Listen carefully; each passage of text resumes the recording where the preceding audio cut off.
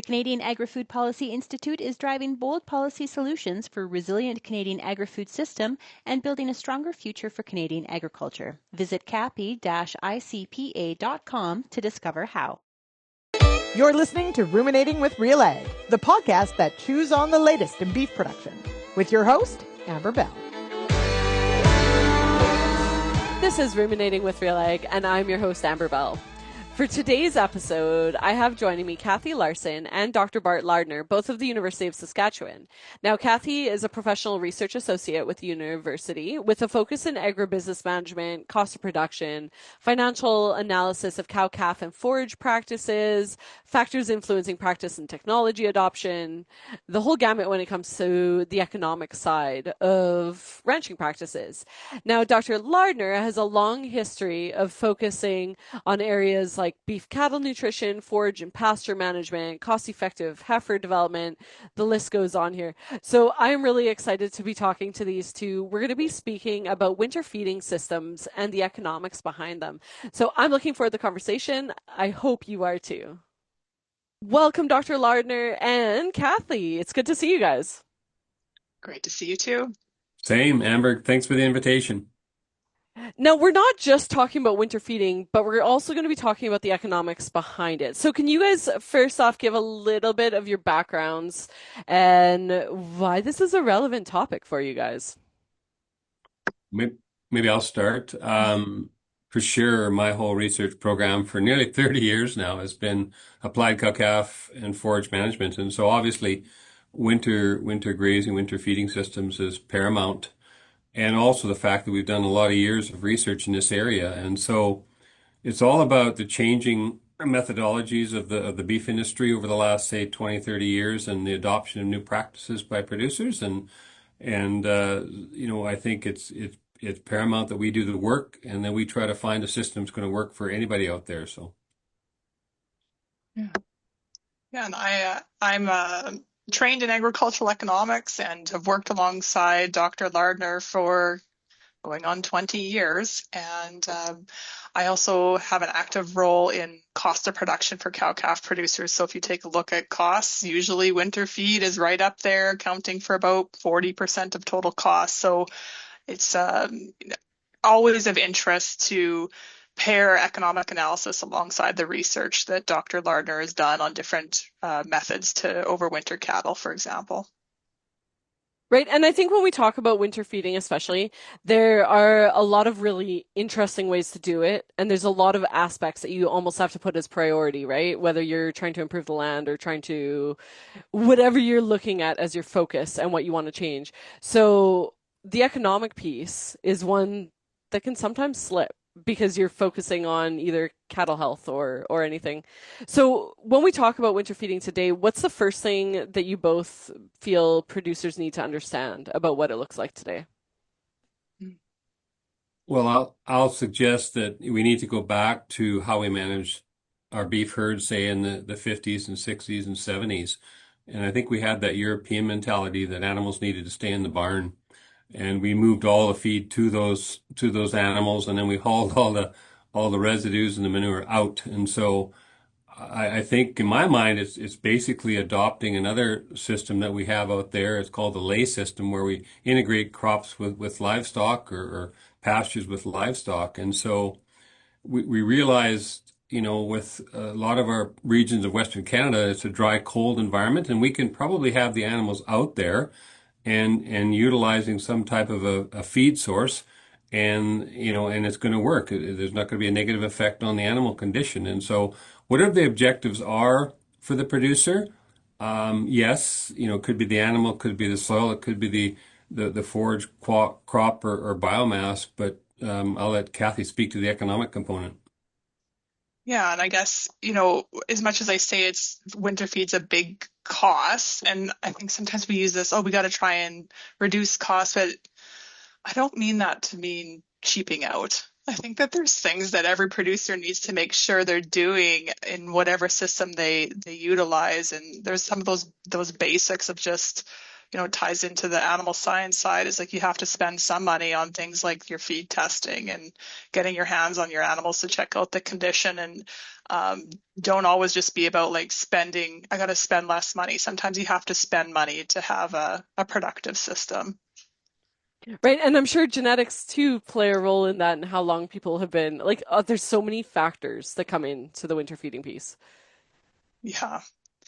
Yeah, and I guess you had made the comment about the productivity of the land. I think we're all very well aware that the prices of land continue to rise. And so that's maybe part of the drive to get those cows on the land, is to capture those manure nutrients, to increase the productivity of the land, and perhaps strategically place the feed on the land so that you're improving the soil health components of where you're seeing some yield issues from year to year, and all that ends up as a whole system improving your profitability and productivity.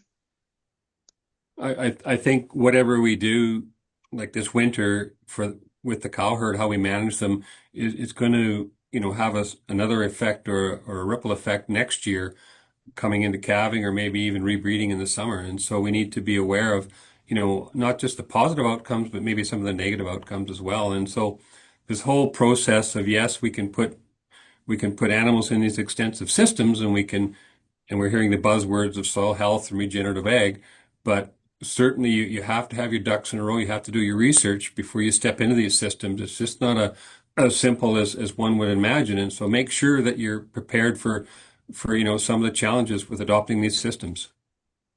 That's a really good point, because especially like you were saying, Kathy, when you talk about you can't necessarily cheap out on things.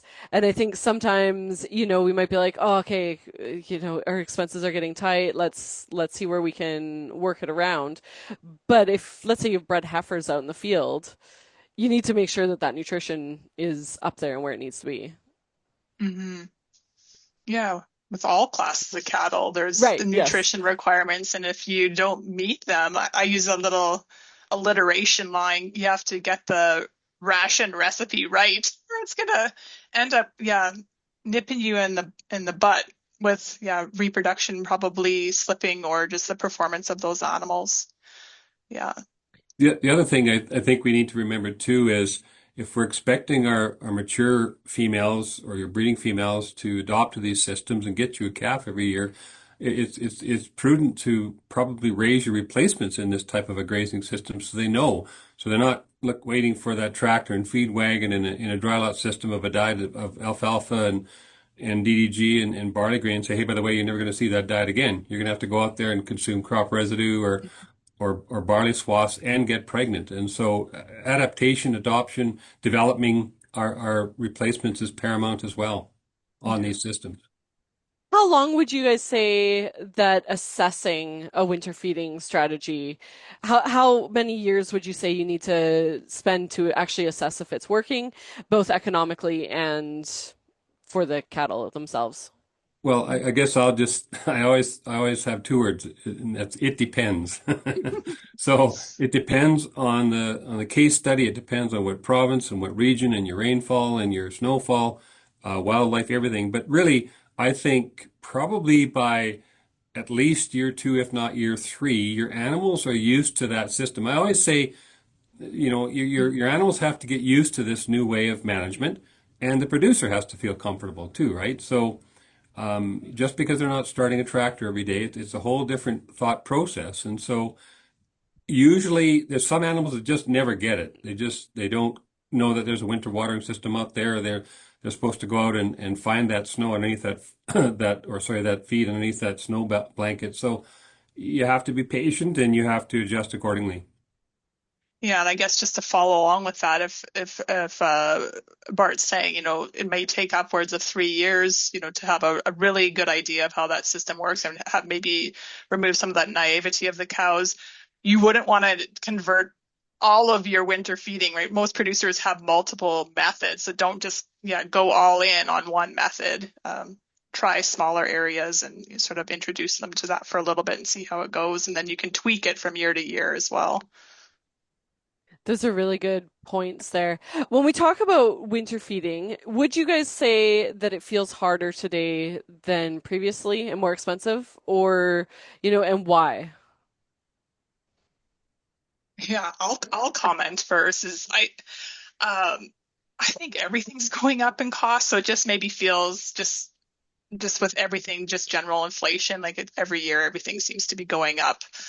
Maybe more so in recent years with the rate of inflation has been above what we typically target, 2% per year. But maybe the double whammy with that is that we've also had just changing weather patterns. I have a graduate student that's been interviewing producers here in Saskatchewan, and a lot of them comment about how the rains just don't come the way that we recall them to be in the past. And so having to, manage and maybe changing processes or the different types of feed that they're growing for their cows. So it's the overall level of cost increasing, but that also maybe that there's some years where you're just not getting the supply and you're then having to go search for it elsewhere and paying extra. It's just a few different things.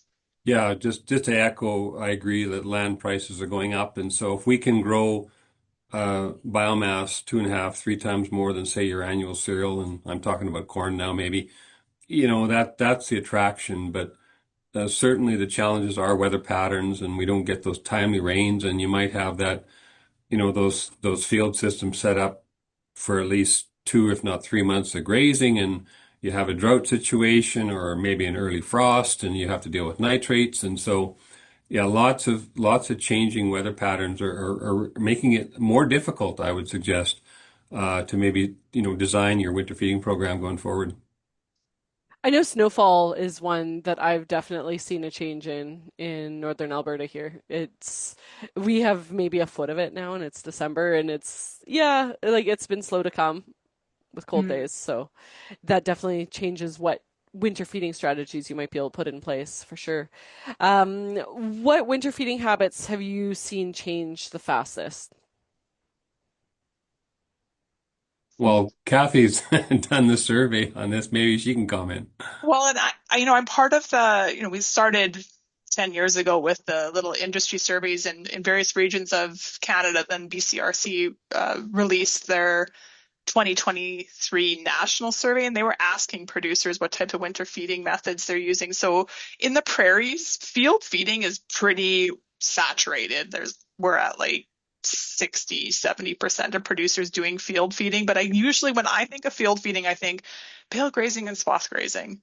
And those aren't the top adopted methods. It's lots of the most common being unrolling bales. And I think that's just part of strategic placement, is that a producer can be strategic about where they want that manure deposition to be placed on their land. That's my thoughts on where things have changed over time. Is people still want a field feed? They see the benefit of getting that manure out on the land, but they're maybe not using those methods that we thought of they're still using swath grazing and bale grazing, but maybe not to the same extent as some of those other methods. Yeah, I think also that, maybe depending on the farm, and every farm or ranch is a different case study, is that there may be different lines of machinery as part of their winter feeding system. Who knows? If the machinery is there, who are we to say change anything? So they have to justify it, and that's fine. And so, maybe they aren't adopting a total, none machinery, no iron in the conversation type of a system. And so, yes, they're unrolling bales, but they are, like Kathy mentioned, finding that nutrient deficient acre or field on their operation, and that's where they're going to winter feed. It's just, how they get that feed out there will differ from operation to operation. And so they're not going to set up the traditional grid pattern for a bale grazing program, on a 30-acre field. They're going to move X number of bales, if not every day, once a week. And wildlife too can be a challenge as well. So they adopt that system to the challenge they have where they farm or they ranch. How much would you say feed waste comes into play with what a producer's decisions, or how Well, much should it even? yeah, that's a great question. I get that all the time. And I turn it around and I say, that is not waste, my friend. That is residue. And you can manage how much is there depending on your animal density. And so many times I've seen these systems fail because they have too few animals and they're doing it on too small of an area or maybe too large of an area. So you just take the consideration that we're dealing with preference, palatability, and diet selection by our cows out there. And so if we have too few, they're going to have all day to pick and choose which ones they want to graze or which bale they want to chew from. If we have enough numbers, well, then the competition factor steps up. And so they're out there and over a 24-hour basis, they're consuming what they need for dry matter intake. When they're thinking about taking a bite of that bale, two of their friends have already taken it. So, it's all about, having the right number of critters. And I really think that, we're talking about 100, if not 150 animals is kind of a nice number to start with. And, make sure you have enough. And if you can push them where you're leaving, whatever 5 to 10% residue, that's organic matter. That's going to decompose. That's going to, recycle back to improve soil characterization. And so, it's all about, what's your stock density and, what's your area of land. Yeah, and I guess maybe just on top of that too is controlling that access so that they're not perhaps using it as a bedding source, which I mean, they're going to use some of it, but then, yeah, that might be some of your waste issues. So, Dr. Lardner's done studies on varying the number of days that feed is allocated. And that usually seems to pencil out that 2 to 4 days is what's typically recommended. And it's interesting because we talk about stock density in the summer, and I think that a lot of producers kind of wrap their head around needing a good stock density during summer months, but it's not often talked about during the winter months. No, and I think it could be stock density, or I could be, cow days per acre. So the first work we did, we really pushed the envelope, Amber. We really had really high. We had 800 cow days per acre. So that was really too high, but we were pushing the envelope. We were just trying to look at the amount of nitrogen and phosphorus left behind from that system.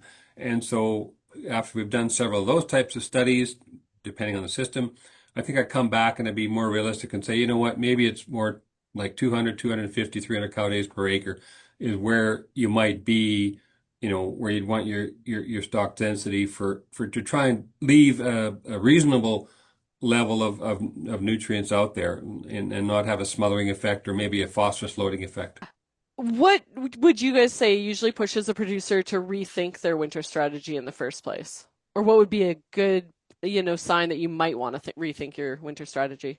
Well, I think it depends on the system that they're trying to adopt. Many times they're seeing what the neighbor's doing and Coffee Row's talking about. I really think that it's going to be very dependent on the operation, and and depending on the type of cows you have. If you've spoiled them with the tractor and the feed wagon for 10 years, then it's going to be a slow changeover. Yeah, I think another big challenge is wildlife, and so the frustration sets in when you're feeding the local deer population, and so and they can tweak that system, and yeah, they might not have the whole month of bale grazing out there. They might just put out a week's worth, or they might have a feed yard where they're going to move feed out there every day or something. But there's lots of things and then maybe they haven't used the right number of critters and the land base, and they've left a lot of what I call residue. And and I think the biggest challenge in all the years I've been doing extension on these systems is getting the previous generation to think outside the box. I'll get the son or the daughter come up to me at coffee after and say, "Hey Bart, how do I get my dad or my mom to change, or my grandpa to change, or uncle?" Because that's the way they've been doing it. And I'm working with a guy just north of Edmonton right now, and he's what he's doing is not copacetic with his father and his uncle, but he's still trying. He's still trying to adopt different practices. Yeah, I'm just in conversations with producers that I've heard and had is, again, it cuts back to that increasing land prices and wanting to be mindful of how much land you're using to feed your cows over the winter. So is it through the field feeding that you get to improve the quality of that land so it does produce more? Or is it switching to some sort of annuals? Bart has mentioned corn, or people just moving away from tame hay to some sort of annual cereal so they can, or polycrops to get more yield off of the same acres of land. Right, It's they also don't make more land. No, it's not. It's not being created. Yeah. So let's talk about some of the big systems here, because bale grazing, swath grazing, corn grazing, we've touched on them already. What would you guys say makes each of these systems work when they're working well? Well, first of all, I would suggest start small. I would don't go put in a quarter section of corn, maybe start with 10 acres and see how it works for you. And if it doesn't work, then you're not that out that much, and then slowly increase, maybe as Kathy suggested, maybe adoption of 2 or 3 systems to extend your winter. Don't just put all your eggs in one basket. And so for one operation, it might be swath grazing. Don't for other ones are out there, stockpile forage and crop residue grazing. So the cows following the combine around the field is a great option. And we have a producer down in the southeast part of Saskatchewan here they're running 2,000 cows, and it's based on crop residue grazing in the wintertime. And so, Dwayne has really taken that to the next level. And so it's do your homework, talk to producers and failures and successes, and then just start small. Mm-hmm. Yeah, and just to echo things that Bart has said, that you're going to have a few different methods, and perhaps some of that swath grazing works earlier on before the big amounts of snow fall and make those swaths inaccessible, and then reduce some of the weathering there. But there's probably a time and place for multiple methods on each operation, and what your skills and interests and goals are. Just to add to that, we did a study comparing bale grazing and swath grazing and crop residue, and we had a really bad blizzard that winter, and we weren't able to get up to those cows up on section 35, which is 2 miles north of the main yard, and we found those cows that were bale grazing did very well, very, very well for those 3 days. We couldn't get to them because the bale's there, they were camped in there, and they had something to graze. The other conversation is about corn. Corn actually works as a pretty good shelter, right? It's usually 6, if not 8 to 10, or 6 to 8 feet tall, and it acts as a natural shelter, protection from the wind chill. So there's all kinds of pros and cons with each of these systems, and you just figure out what works for you. It's been really interesting to watch since I came into the industry. There has been more and more producers that are sort of playing with the mix of systems. And so we have one local, we did a video on corn grazing, but he increased the corn spacing rows and put in intercrop in between and did really well on it. He really enjoyed it. So it's really neat to see different producers sort of putting it all together. And definitely, I like the idea of using more than one system a winter.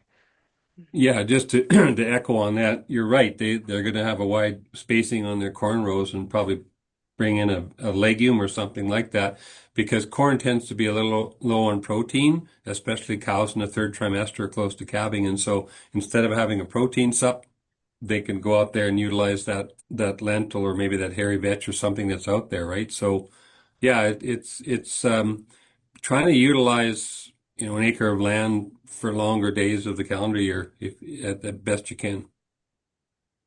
Where would you both say that these systems kind of fall apart, whether that's economically or just out in the field? I guess if Mother Nature decides to rear her ugly head, it can, as Bart's just told that story of the cows getting snowed in, but they did do okay. But sometimes we've had to abort studies early because of just access issues for those cows. But I think maybe you reach a point in your year where you're not going to maybe winter feed the whole winter, just because you're getting closer to calving and you want those babies on board to.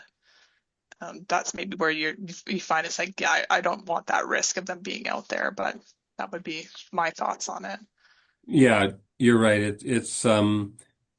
You know, it depends, but usually it's when we get those sub-zero days, like, at least a week, if not 10 days of really cold, -30, wind chill factor of 15 clicks. So if the cows are in good condition, and that's my objective, is that they should be in good condition at the start and going and to be in good condition coming out into calving, because thin cows don't rebreed. So yeah, it's if you get extreme cold and you feel that the basal forage is not providing nutrients, then yeah, it's probably time to pull them off and have a plan B, bring them back to the yard. But we've gone out in the springtime and utilized those crops anyway, so that's the Mhm. plan B aspect. One of the places we've seen issues is when swath grazing, when you get a thaw and freeze cycle. Can you speak into that, or maybe ways producers might be able to find around that type of thing when swath grazing? Yeah, you're talking about the freeze thaw issue? Yeah, Yeah, yeah. yeah, we've seen that with even this year, this fall, we had warm weather, and then now we've had really cold weather, and then it's warmed up yesterday, and now it's gotten cold again. And so, it's all about prehension. Are the animals being challenged or limited in their ability to find enough, of the allocation of forage, and is intake being challenged? And so you need to manage and monitor big time, especially with wean calves on the back running work that we've done, or we're going to actually doing some right now. Wean calves are a little more sensitive, because they have a targeted ADG or targeted gain, and so whereas maybe pregnant cows in first trimester you can get away with a little bit more, but really it's maybe allocate them a little more than you would that Kathy mentioned 2 or 3 days, and maybe you need to allocate that feed every day. And so it's just being flexible, and you can't be static in the way you manage this program. You have to be flexible week to week, if not day to day. And I think that's a good point too, is looking at the class of animal going into the winter feeding system. Well, absolutely. But interesting though. So the work that we did was to get these wean calves, these 5, 6 weight calves onto a grazing system, was just to get some trainer cows out there. And so have some trainer cows that would show them to go out there and dig through the snow and find the feed. The calves are quick to pick it up. And once we've done that for weaning strategies like fence line weaning, and it all goes back to who misses each other more. Is it the calf misses the mom, or the mom misses the calf? And so, if these calves can get onto that extensive system, we've seen reasonable rates of gain, and obviously our cost of gain is a lot cheaper than dry lot. Mhm. So where would you say producers save money on paper but lose it in practice? Yeah. Well, I think that we come up with plans of how much feed how far it's going to go based on the area that you've grown. But then if it doesn't yield what you expect, maybe you go through it faster. And you didn't get as many days out of it, but also that part of like how much feed you are giving them access to, and maybe how, Bart made the comment just a moment ago about when it's colder, you may be going through the feed faster. So it's maybe not losing, it's just not that you didn't get as many days out of it. But also you have to be mindful of that waste part. If they're maybe given too much feed, then you don't get the days out of it, and it's a bit of a loss that way. That's one way I think of it, is it And looks trying to good. purchase feed last minute usually isn't Oh, the cheapest way to do it. certainly not. Yeah. Well, you're right. It's weather and wildlife, and so it could be that local elk population camped and not moving because, oh, look at this guy, he's feeding us for the winter. And I hear that all the time, especially through the parkland, is elk and deer challenges, and no compensation for those producers. So that's a sore point. The other thing too is, we've also noticed that waterfowl, they don't like millet for some reason. That's a worm season, like for a swath graze program, and so barley, yes, they all landed there and gobbled up every swath, but millet, they wouldn't consume that. So, it's just little things like that you learn over the years. Mm. Right. Maybe so you want to throw some millet into your cover crop mix. So you're going down, Well, discourage those uh, birds. We've mentioned cover crops a few times so far, and definitely I think we need to do more work on that particular system. Mm-hmm. Where do you guys think we are with cover crops Mm. Well, in I the guess I'll industry? start off, and Yeah. you know, so really, I think the seed companies have to get in tune with the research, and so there's a lot of claims with these polycrop cover crops that certainly are a good sell job on the producers. And so I get emails all the time from Bart, you know, if I use this blend, is it going to work? And so on and so forth, which is a very difficult question to respond to. But from the work we've done, and Kathy, I think she's looked at some of that work as well in some of her programs as maybe 4 or 5 different studies, and we're continuing to do one right now is we see these simple blends of 3 to 4 species to complex of 8+ species in the mix. And so in my mind, it's like what species are in the mixture. They should be germinating and providing to the biomass. If they're not, you're just wasting money. And so, it's called shotgun therapy with having 20 out there, but you're only going to see actually 4 dominate in the biomass. So why are you paying for those other, 10 or 11?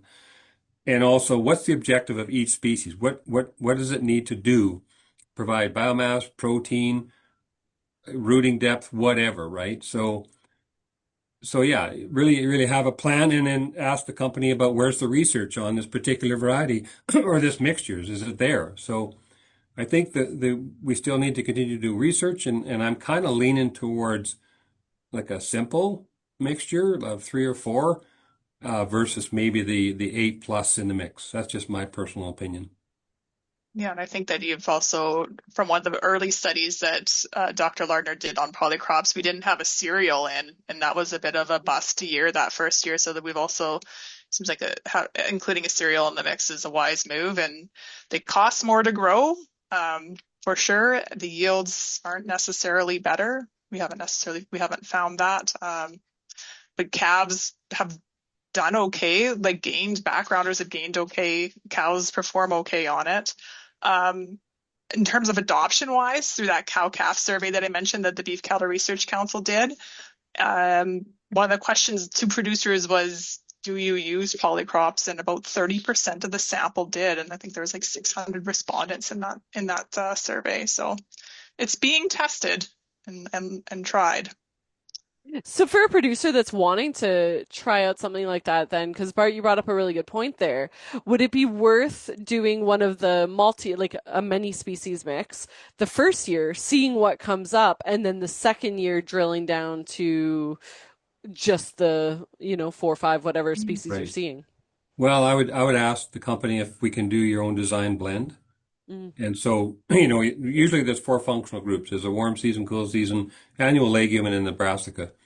And we don't want to get too much brassica in that mix because of the high sulfate and nitrate issues. And so, and certainly, and then there's the suggestion of putting a pulse out there and then the cereal, the barley, the oat, which I agree with. So in my mind, it's weed pressure.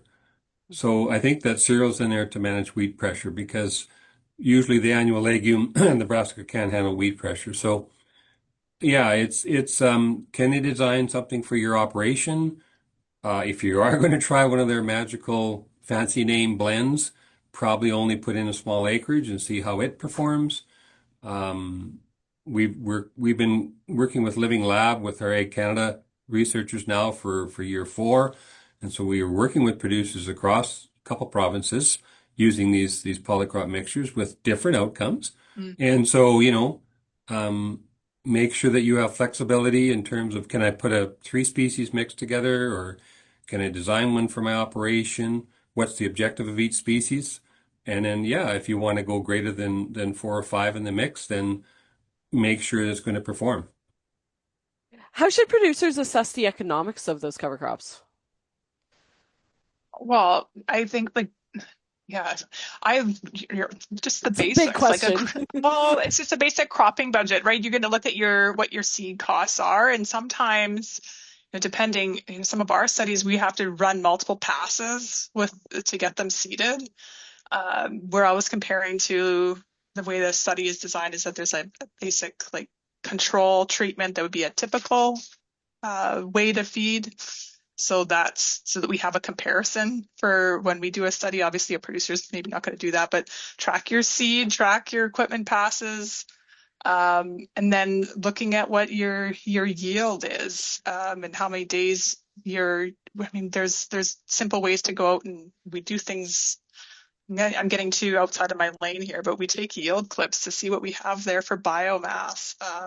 Producers might just go a different route and not want to be too technical like that, but how many days of grazing they get from it. And there's other things that, with that soil health component, we are trying to measure that as well, but then how do you put a value on some of that? Hopefully it pays off down the road and improve productivity. If you have the soil bulk density and the water infiltration, and Bart can speak more to that he's measuring that in the studies, but I don't necessarily put a dollar value to that when I do economic analysis. Yeah, that's a great topic too, is the value of all these practices. Producers don't get paid for that extra carbon that's sequestered. We're still trying to figure that out. Or reduction of enteric methane, right? So they're just trying to grow biomass to supply something for their critters over the winter feeding period. So yeah, it's really I think the good thing is the nutrient deposition that's out there and the recycling for the manure nutrients, and that's because then you're obviously going to be buying less fertilizer for the next crop, right? So that's the positive outcome is that savings, if you like. But these conversations about reduced emissions and more carbon sequestered, there's not a return on investment right now for the cow-calf guy, and so we as scientists are talking about it, researching it, but I think the commercial operation, they're just trying to grow something to get their cows through the winter. Right. Definitely. What would you say is a hidden strength of extended grazing that people don't talk about enough? That's a Yeah. tough one. Well, I kind of wondered if part of it is if you have a few different methods that you can get those cows off of grass late in the fall when it needs to be rested and get them onto some sort of field method, some polycrops or some swaths, so that you're just protecting those pastures, letting them recover. And then I wonder about, this is going out on a limb, exercise for the cows. Because you're getting them out on the field, they're not confined. And then we've said it many times, but manure deposition is the real, I don't know that we properly quantify it necessarily all the time in our studies. We do a little bit of that, but we're just tracking yield over time on that multi-year study that we do. Yeah, I think I totally agree that exercise is paramount for animals going through the winter, and so walking to and from, and for the water point or for the forage, it's just they're in better shape, I think, coming into calving than being static in a dry lot pen. So exercise, and also, we talk about summer slump. We talk about when our perennial pastures get low on protein and biomass and phosphorus, and in that August-September time period. And we've done some work in there, but I know Ag Canada Brandon, when it was going, did some summer slump work as well. So I think that's where these polycrops fit well, is just to get your animals off that perennial pasture resource, say in a drought situation, and it's a good window to get them on that poly cover crop. When it gets cold, like minus 20, 30, maybe that cover crop's not going to meet their requirements for energy, and energy is the biggest nutrient challenge. It's really not protein. It's you have to find an extra energy supplement, if not from the basal forage. So, there's that opportunity there where these polycrops might work, is that summer slump. That's a really good point, and one I don't think has been addressed a whole lot yet in studies or with producers that are growing cover crops, is putting them out during that time of year when grass isn't growing quite so well. Yeah, I think the producers I'm talking to are looking at cover crops to find a window in between, say, that cash crop, right? So it could be a pulse, it could be an all seed, and then they'll come in with a cover crop and then go back to an annual cash crop, or maybe a pulse or an all seed. So, it's a rotation. And the other thing I think is something that needs to be taken seriously, and I pound it and all the time when I'm bring it up all the time when I'm doing extension, is bring a legume somewhere into that rotation system. The benefits of nitrogen fixation, biological nitrogen fixation, are come on, it's a free lunch for producer Bob or Betty, and so bring in that legume. And in my mind, it's a perennial legume. I just don't think our annual legumes work well. Our crimson clover, Brazilian clover just haven't really done well in central Saskatchewan because we are a different climate than say Oregon or Washington State. And so bring in a perennial legume, an unbloater. It could be a sandfoin, a bird's foot. It could be a sicer. It could be an alfalfa. But somewhere that legume should be in rotation. Yeah, I like that.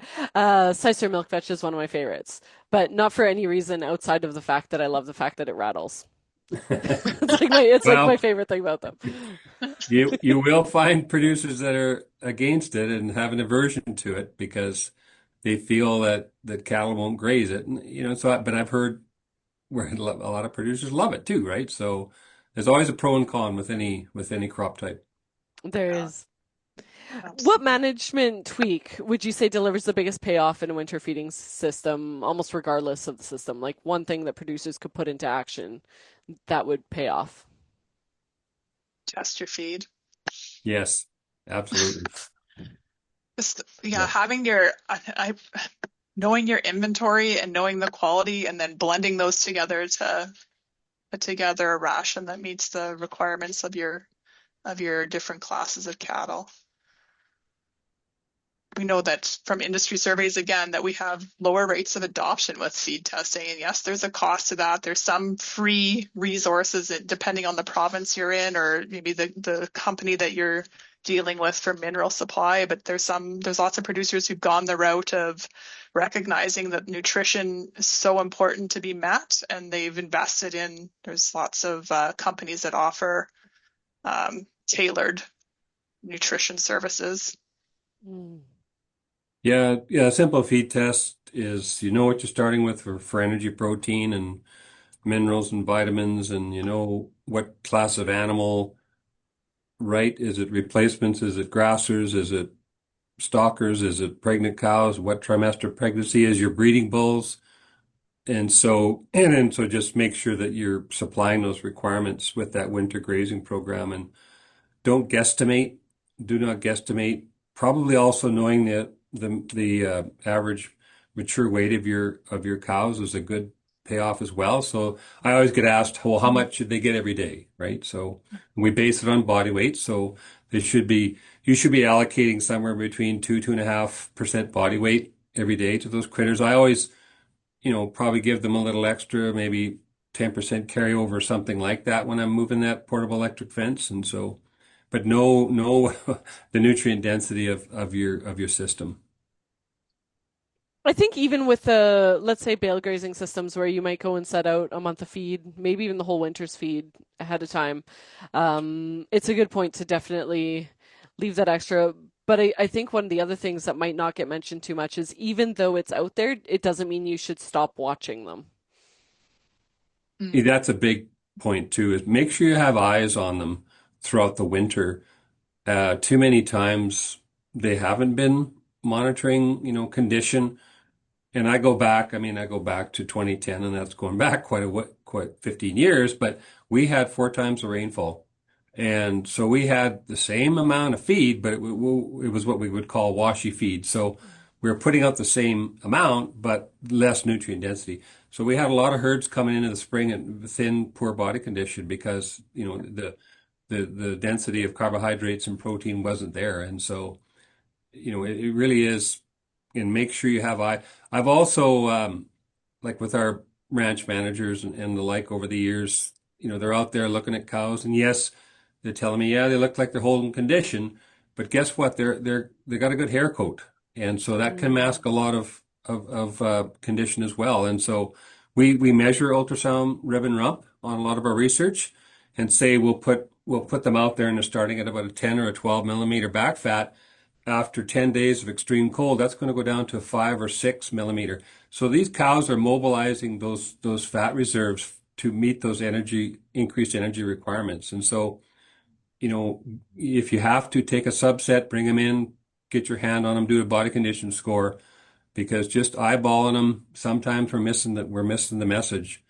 And we're just actually doing that this week. We have one cow that's off feed, so we bring her in, just make sure palpate condition.